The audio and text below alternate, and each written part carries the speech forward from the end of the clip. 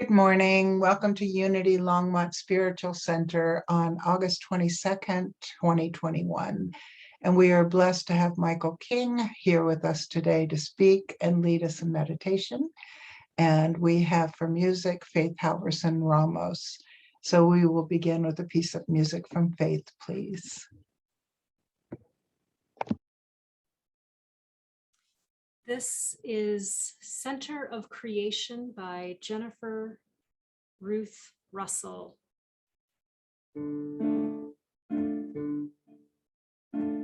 am a center of creation. I am a seed planted in the stillness. I am a center of creation, fertile ground for the highest thoughts of God.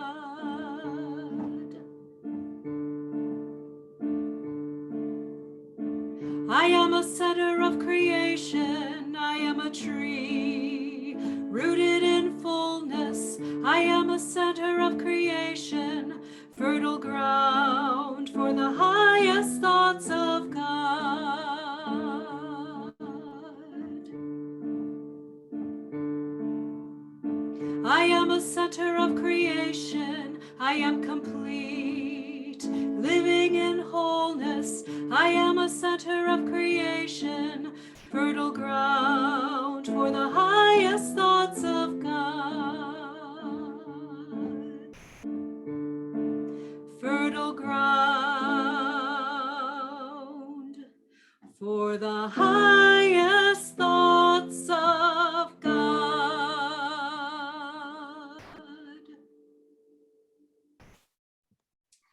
Thank you, Faith, for that poignant reminder. And at this time, we go into prayer by taking a breath together.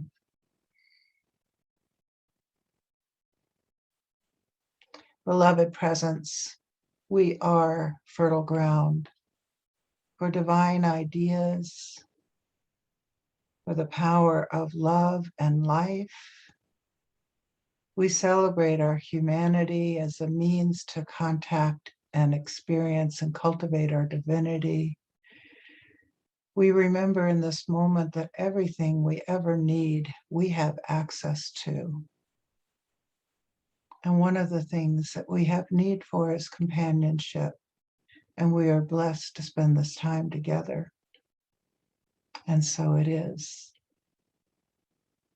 And another piece of music from Faith. So this is a song that Jenny sent a YouTube link out for called I Choose to Live in Love.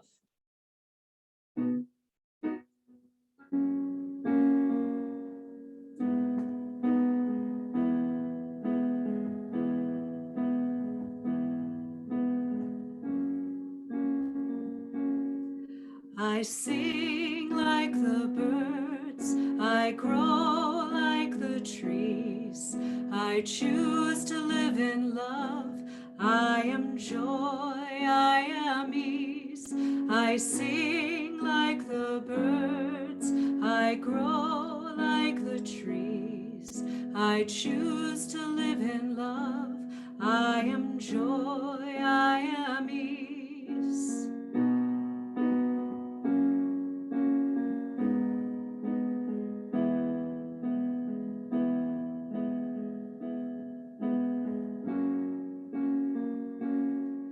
I choose no more fear, I choose no more shame. I choose to live in love. I am light, I am grace. I choose no more fear, I choose no more shame. I choose to live in love. I am light, I am grace.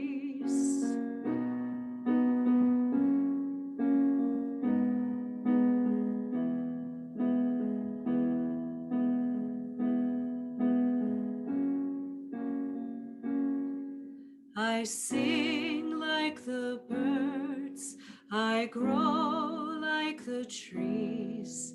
I choose to live in love. I am joy, I am ease. I choose no more fear. I choose no more shame. I choose to live in love. I am light, I am grace.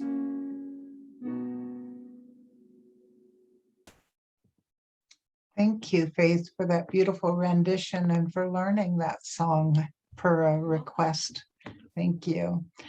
So let us open our minds and our hearts to Mike. Great, thank you. Thank you. Thanks for having me again. I love coming, love talking. You know, that first song you sang reminded me of something, just a little thing I wrote. You know, the Bodhi tree is the tree that Buddha, I guess, found enlightenment under. I looked it up. The Bodhi tree has leaves that are shaped like a heart. And so I just wrote that the Bodhi tree and the weed comes from the same soil.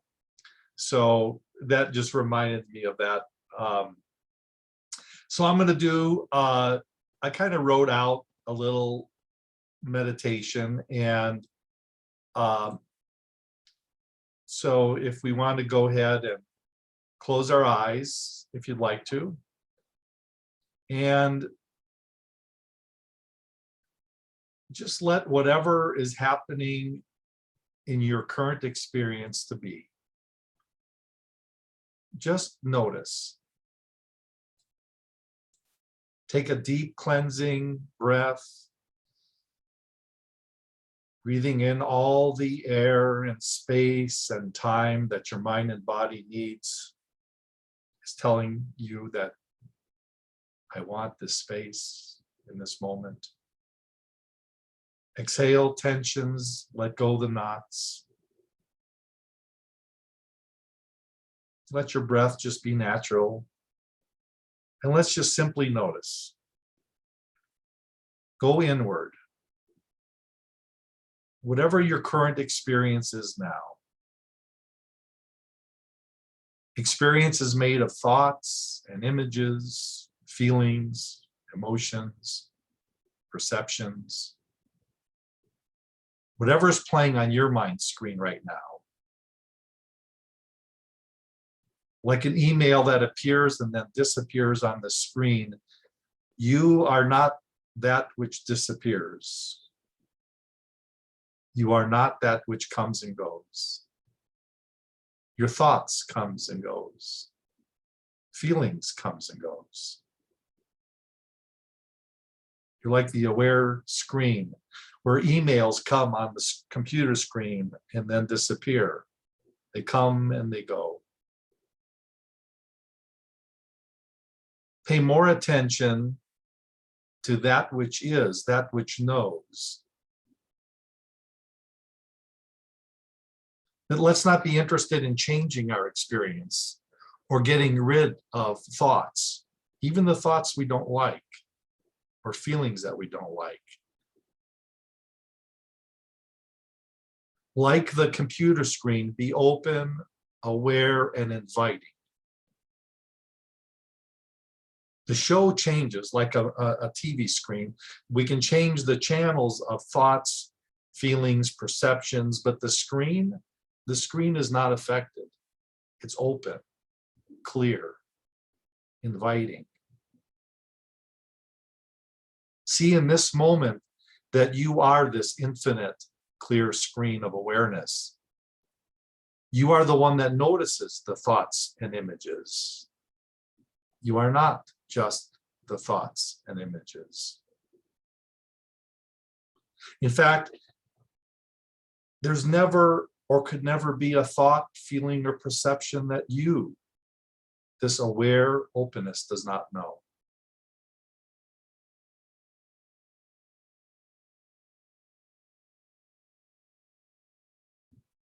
To know ourselves as just this I that knows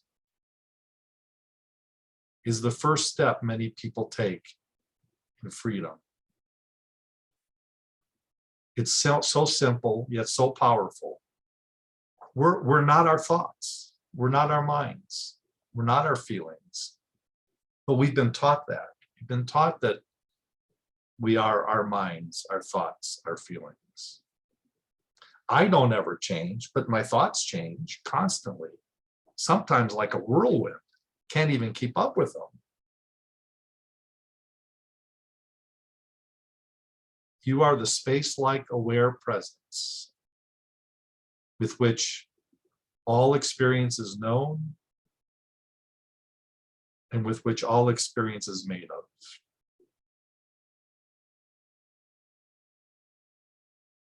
Simply being with what is, without judgment, without thinking about it. The Christian mystics call it the practice of the presence of God. We rest in what we are, not what we think we are. We rest in the truth of that. There's a proverb that I used to meditate to, and we'll end with that. I'll say it a few times. Be still and know that I am God. Be still and know that I am.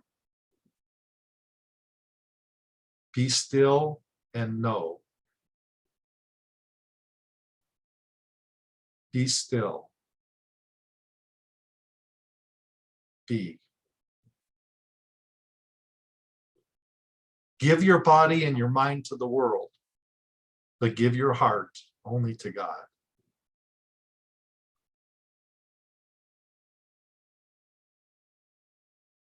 Amen. A woman.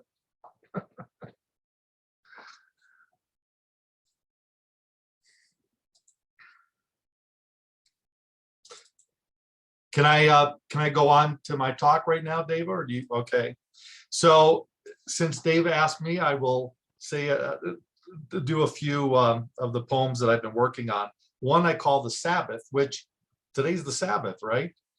So it's called the Sabbath. I read of hills and valleys in a book formed of all my yesterdays, now just dried ink blots on dead parchment, kept alive by memory. Each page, the remembered, relived up and down of days and nights, and all the tiny moments that seem to make up a past of some things rather than nothing. So I leave the past to walk nature's trail, called to sabbatical by the hot sun and a friend's invitation to sit atop a rock warmed by the day. Etched it seems for this moment's perfection, it fits the shape and color of me this day, of resting body and mind, a while. Open up, wide, shouts the silent breeze of happiness. Listen to the stream's song and its mysterious way of remembering true heart's melody. So this I've been playing with Revelation, and revelation comes from the Latin revelare, which means to turn inward. And most of my life, and I think for most of us, we are taught to turn outward, to look at the world and interact with the world without truly knowing what we are. But if we think about it, if we don't know really what we are, everything flows through us.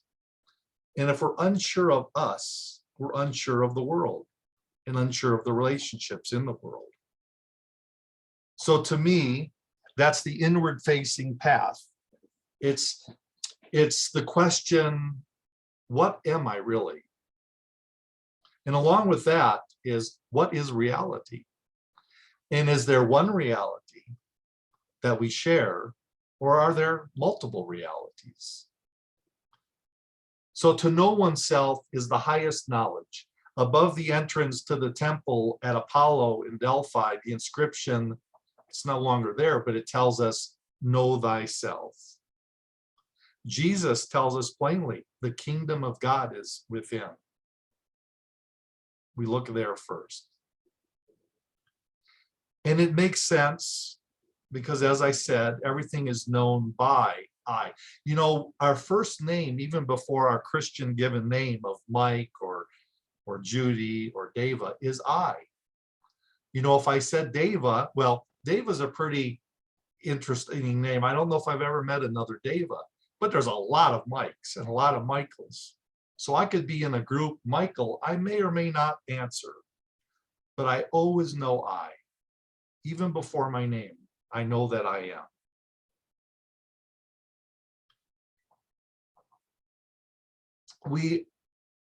We know we're something. We may not know what we are, but we know there is something rather than nothing. The scientists and materialists tell us to believe that there's nothing, that we came from nothing and go to nothing. But our experience right now is I am, and I know that I am. It's so simple that we overlook that. But all of the sages, Jesus, Buddha, they all tell us to start and look there. It's like the eye. The eye can see everything. I can see you. I can see supposedly a body, although I never really see an entire body. There's just sensation. But I cannot see myself. My eye cannot see myself. I could look in a mirror and see an image of myself, but I can never see myself. Why can't I see myself? Because I am myself. There's no objective qualities to what we are. We're much bigger than objective qualities. Objective qualities limit, describe. But we're that which cannot be described. But we all know in our heart and in our bodies and in our minds that we are.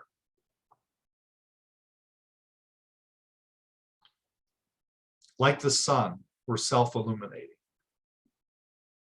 Not the self of emotions and the story of self, but the self that we all share.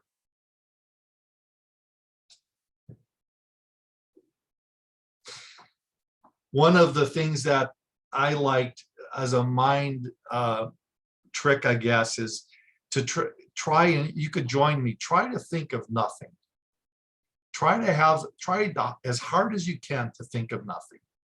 No dimension, no time, no color, not even space, nothing. The mind goes blank. The mind can't do it.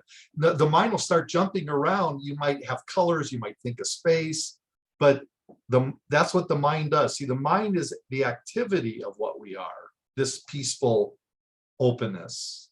And it's okay. We can never be a peaceful mind. The mind is not peaceful. The mind's job is to have activity, to look and to think. You were talking about the amygdala or what, a big gorilla or whatever it's called. But that's the mind's job, and it does it very well. The issue for us humans is we think that's what we are.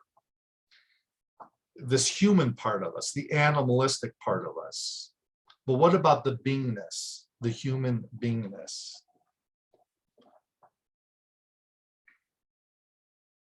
All experience, whatever experience is, flows through us, is known by us, appears in us, dissolves in us. Where does a thought come from? We say, well, it's my thought. I just thought that. But really, it's really fun to think about where thought, we don't know. It just comes and it just disappears. Every thought is a universal event. Every experience is a universal experience. And if we see the truth of that, it makes our life, no matter what is happening, there's a solidness, a rock hard solidness to this unknowing, known something that we are. It's hard to talk about. It's impossible to talk about. In truth, we wouldn't say anything. We can't say anything about truth. But we do like to talk. I like to talk. So I'll do my best.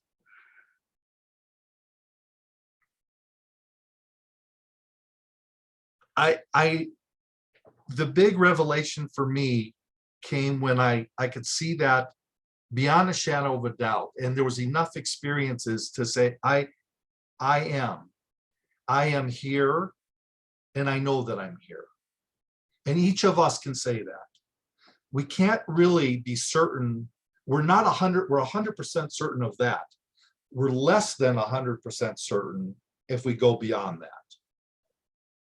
Even if we say, I am a man, I am a woman, I'm a grandpa, I'm hungry, I have an itch, I remember, I forgot. All those things come and go and we're not certain of. But we're certain of. So I started being really interested in just that. What am I? Well, it's simple. What am I? I am. Done. Stop there. Explore that.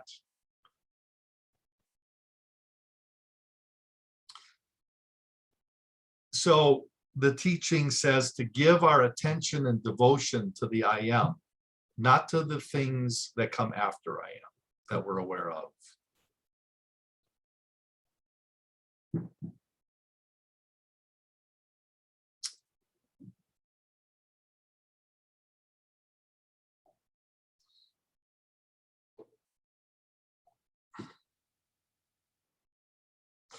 You know, there is a sense of essence. It's like God's perfume in us. We know that we are. It's beyond words.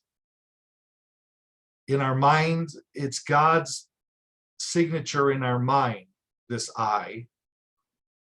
He writes that so we know him.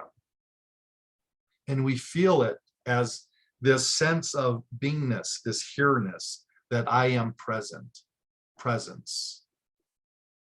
And that's God's heart in us.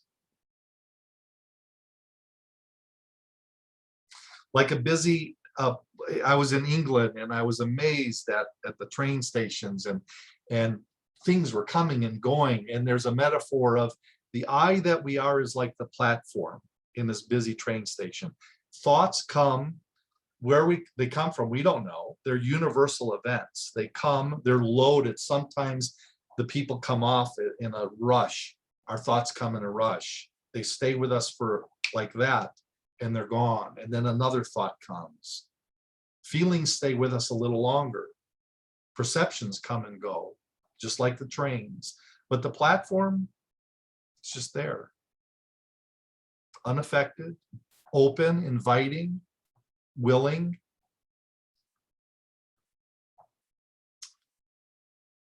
So that's the first revelation, this turning around, revelare, the turning around.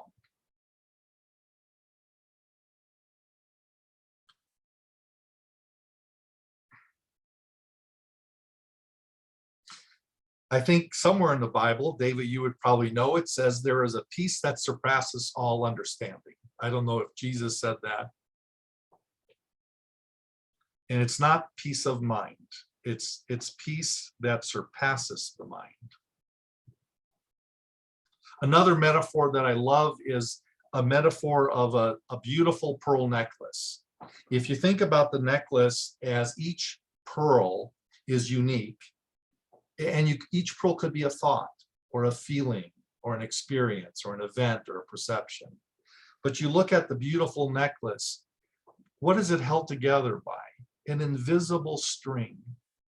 It's the string that is the essence of the necklace, not the individual thoughts, feelings, emotions that come and go. But we don't say what a beautiful string.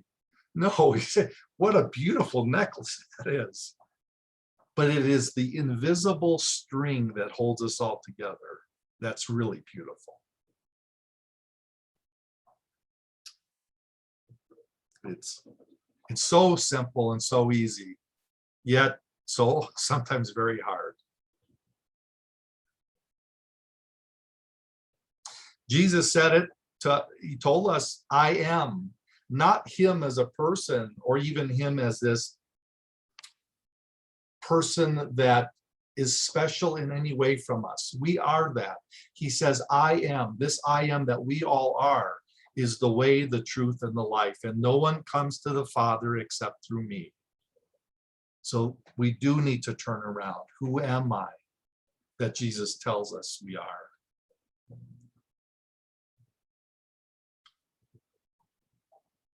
The other part of the question is out in the world. If I know who I am, how does that relate to the world and others? Who are you all? If you are just appearing in me, that's solipsism. Then I know that I am, but do I know that Roberta is and that Judy is? Well, I don't know that as a first person, but I do know it. It's a very tiny jump, because each of you, if I were to ask you, are you aware? Are you aware? You would say, you would stop for a second, and then, of course, you would all answer, of course I'm aware. Well, the question I am, are you aware, is a question of the mind, and your answer, yes, I am aware, is of the mind. But where do you go between those two thoughts? How do you know? How are you so sure that you can say, yes, I am aware? There's nothing there, but you know. That is God's infinite aware presence. It's shared. It's what we all are. And so the second revelation for me, the first revelation I feel is the path to God. The second revelation is the path in God. And it's the outward path of love and beauty. We separate in relationship, we come back fully in relationship. And for me, I didn't quite get that for many years. I really enjoyed the peace of peace and really didn't want to have much to do with the world. It was so enticing and intoxicating to simply be. But really, the outward path, the path of beauty, the path of love, is really where the real stuff is. It's really, it's the heart. It's the heart of awareness. There's awareness, and then awareness drops down into the heart. My teacher says that, which I completely love, and he said, love is the dissolution of otherness. And he asks us to discern that for ourselves, to verify that for ourselves. When we feel love toward another, what is it? Really, it's not that there's a me and a you. It is that the me and the you has dissolved in something much greater than both of us, and we share that. That's love. The dissolution of things and objects is beauty, but the experience is the same. We might call it different. We see a beautiful piece of art, and it calls to us, and it's a timeless moment. Oh, it's beautiful. In nature, we look up at the stars and we're blown away. It's beauty.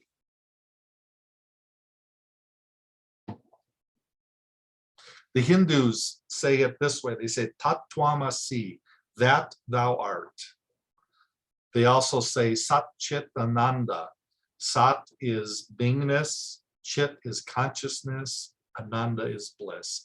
If we just stop there, what are we? I am that.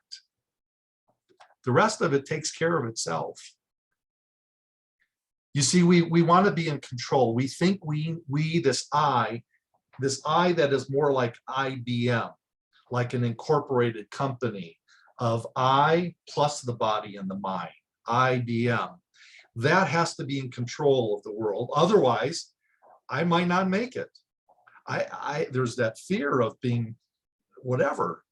But boy, is it nice to start trusting in just the I that we all are. And if we do these experiments for ourselves, the world comes back to us and shows us, if you trust that, the world will start showing up to verify that that's what we are.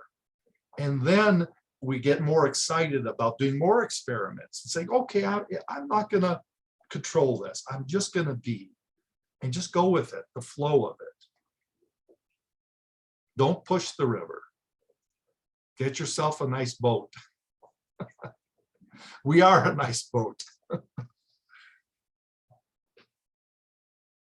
And in the Old Testament, God tells Moses, tell them when you go down the mountain and give the 10 commandments, tell them I am. Well, what is your name, God? Tell them I am sent you. And it's God's name written in our minds. I am. It's the same I am. You know, Jesus was crucified, and many of the old Sufi sages were also crucified and killed in public for saying and believing themselves to be this God. Of course, we don't go around to people and say, hey, I am God. They put us away, or I don't recommend we do that. But isn't it really blasphemy to say that I am something other than God? That there is God plus a me that's separate from God? Isn't really that blasphemy? There is just God's infinite being, and we are that.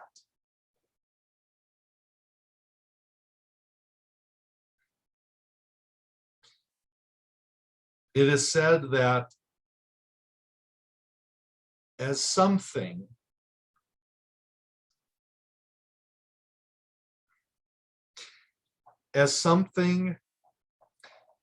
I am ignorant.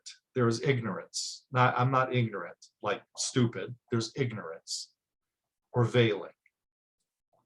As nothing, as no thing, if I find this no thingness that I am, it is said to be wisdom. But when I find myself in everything, it is said to be love.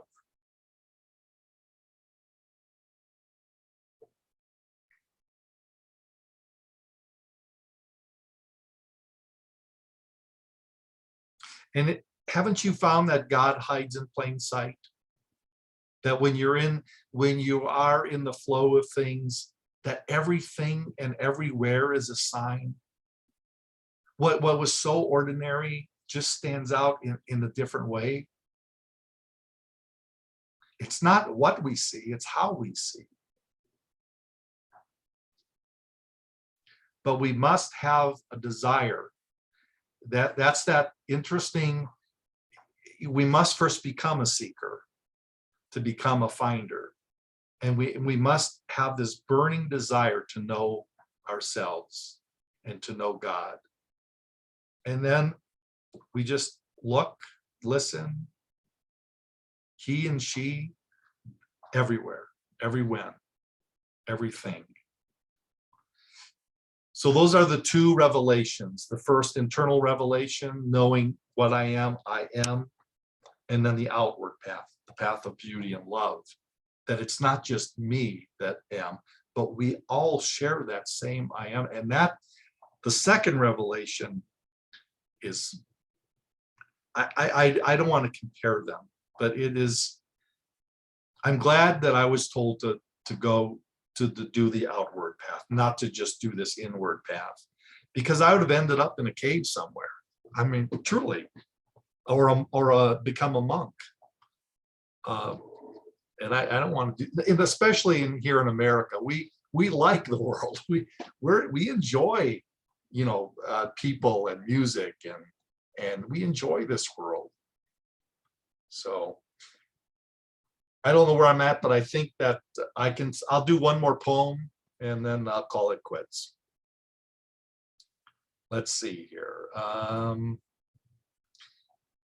Many write of nature, things natural and verdant, aliveness, blooming, variety, color, and all the spice of life. I too am drawn to dream of eternal spring. and to hear as if for the very first time beauty's call, fresh, new, and that I might join, not as an observer or a part of, rather to experience this sense of wholeness, just as it all is, this ordinary, everyday, precious now. Where, when, how, and why, all dropped for a blessed, sacred moment. A much needed repose for the inside one who many times feels, even in the midst of many, the ache of aloneness, felt not unique or special, but separate, apart from. So I write as a balm, a self-applied heating pad to the deep bruises left by history's slings and arrows. Now, sometimes felt as a dull, nagging ache of discontent. Just one boy's sorrow. But if I am connected to others in no other way than the shared pain, well, I'll take that as a tremendous win, a chalk mark on the side, the good side of life's blackboard. Why? Because I do realize in that moment, truly, I am not alone. That pain is not mine or yours. It is ours, shared. Which got me to wondering, maybe there's more that we share than just our pain. Maybe your life differs only in texture to mine, the fabric and weave of us unique, but our substance, the stuff that makes this life worth living, the same. The invisible string of the pearls. So I write to wonder, like stargazing from the darkest of our places, diamonds in the sky, awe-inspired by the twinkle, twinkle of a little poem, love that's close right here at home. And to know it is enough. You, I, are enough.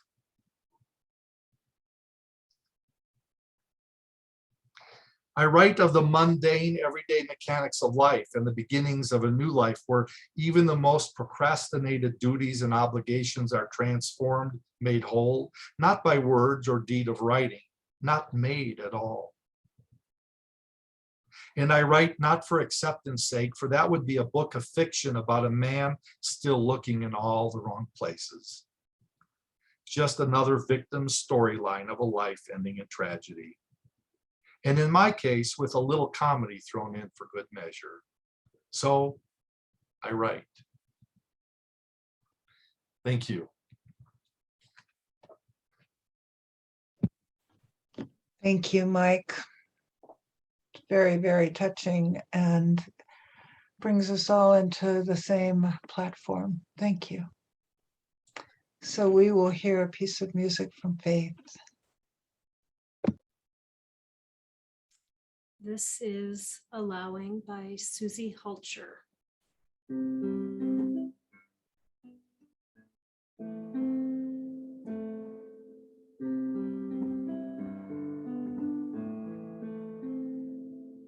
It's all about allowing peace within, in absolute surrender, so serenity begins. For when the storm subsided and calm becomes the way, it's all about allowing it to stay. It's all about allowing love to flow. It's setting down your burden and just simply letting go. For as you cease the struggle and love pours through your heart,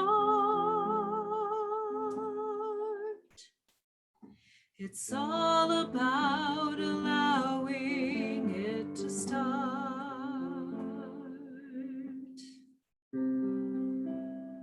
It's all about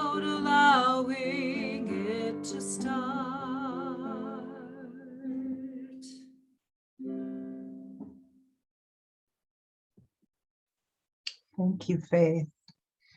And at this time, we go into our donation of love and light, again by taking a breath, placing our hands on our heart, being more aware of the I am and the love and light within us and around us. And simply by observing and experiencing that love and light expand.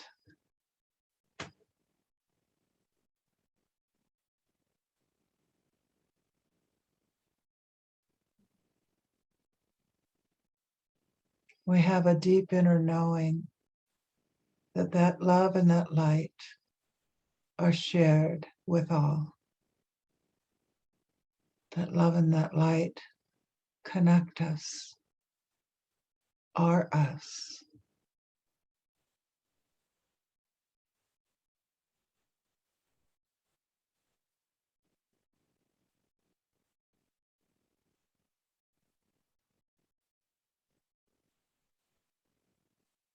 And with abiding devotion, we say, and so it is. And we will finish with a piece of music from Faith. This is A Light in This World by Donna Michael.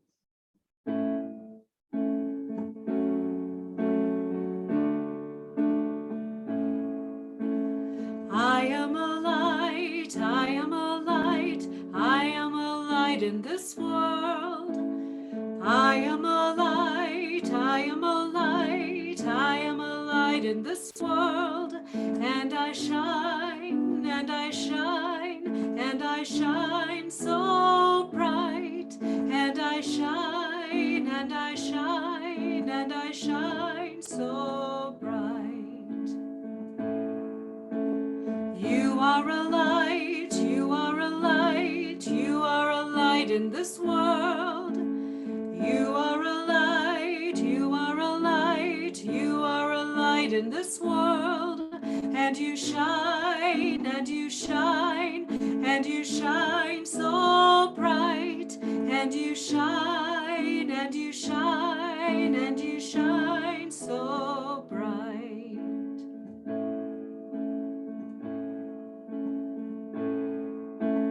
We are a light, we are a light, we are a light in this world. We are a light, we are a light, we are a light in this world. And we shine, and we shine, and we shine so bright. And we shine, and we shine, and we shine so bright. And we shine, and we shine.